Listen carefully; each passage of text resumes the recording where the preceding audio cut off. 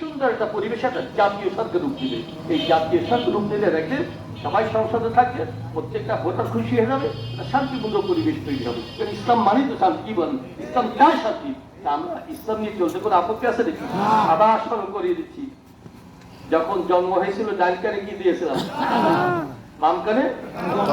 মৃত্যুর পর যখন কবরে রেখে কি বলি? বিসমিল্লাহি ওয়া আলা মিল্লাতি রাসূলিল্লাহ। আল্লাহর নামে শুরু, আল্লাহর নামে শেষ। আর আমরা তাই মাঝখানের সময়টুকু ইসলাম নিয়ে চলতে চাই। চলতে থাকেন, বেঁচে থাকলে ইনশাআল্লাহ গাজী হবে। ইন্তিকাল করলে আক্রান্ত হয়ে নিহত হলে ইনশাআল্লাহ শহীদের মর্তবা হয়। এই জন্য আপনারা চলতে থাকেন। অনেক মা বোনেরও কষ্ট করে থাকেন, তাদেরকে ধন্যবাদ জানাই। আপনারা অনেক কষ্ট করতেছেন, আমি তো সময় বেশি দিতে পারি না, বুঝতেছেন তো।